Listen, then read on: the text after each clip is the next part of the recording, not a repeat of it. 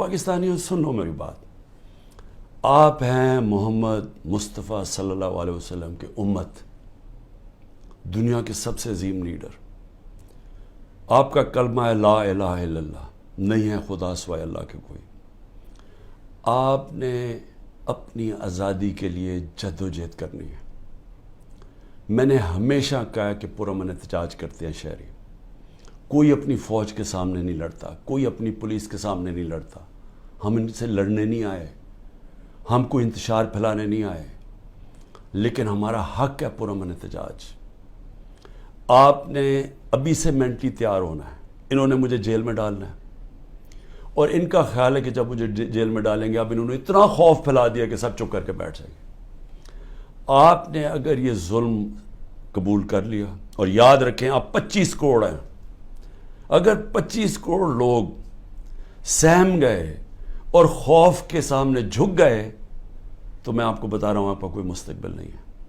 پھر یا تو یہ کشتیوں میں لوگ نکلیں گے اور بیچارے اسی طرح جان کھوتے رہیں گے، سمندروں میں ڈوبتے رہیں گے اور وہاں دھکے کھاتے رہیں گے، اور یا پھر جو آپ کے پروفیشنلز ہیں وہ ملک چھوڑ کے ویسے دنیا میں ڈیمانڈ ہے وہاں چلے جائیں گے. تو ملک کا تو کوئی فیوچر نہیں رہے گا.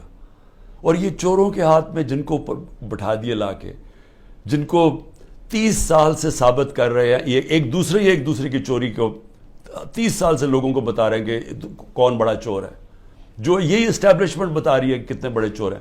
اگر ان کے نیچے اور ان کی غلامی کرنی ہے اور یہ خوف کی وجہ سے، میرا کیا ہے کہ اس غلامی سے موت بہتر ہے.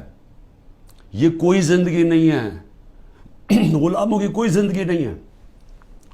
صرف پرواز آزاد لوگوں کی ہے. اقبال کا شاہین صرف آزاد ہو کے تو اوپر جا سکتا ہے. غلام تو غلام رہتے ہیں، جس طرح مولانا رومی نے کہا کہ جب اللہ نے تمہیں پر دیے ہیں کیوں چونٹیوں کی طرح رینگ رہے ہو. غلام چونٹیوں کی طرح رینگتے ہیں. تو سب آپ ذہن بنا لیں کہ یہ خوف جو پھیلایا گیا ہے، اور قرآن کی آیت ہے کہ جو لوگ ایمان لے آئے اللہ ان کے خوف دور کر دیتا ہے. یہ ایمان والے لوگوں کو میں کہہ رہا ہوں کہ یہ بالکل آپ نے گھبرانا نہیں ہے. آپ نے کھڑے ہونا ہے. پرامن احتجاج آپ کا حق ہے. جس طرف یہ ملک کو لے کے جا رہے ہیں، جو یہ ملک کو تباہی کی طرف لے کے جا رہے ہیں، ان کو کوئی فکر نہیں ہے ملک کی. یہ صرف اقتدار اور پیسے کی جنگ ہے. ان کو اقتدار اور پیسہ اس لیے عمران خان سے خطرہ ہے کہ جناب اگر وہ آ گیا تو یہ ہمارا اقتدار اور پیسہ خطرے میں چلا جائے گا. یہ ملک کو تباہی کی طرف بھیج رہے ہیں اسی وجہ سے.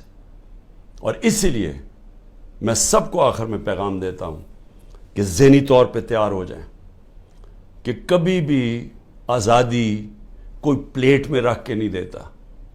آزادی کے لیے قربانیاں دینی پڑتی ہیں، اور آپ سب کو، میں بھی تیار ہوں، آپ سب کو تیار ہونا چاہیے قربانیوں کا.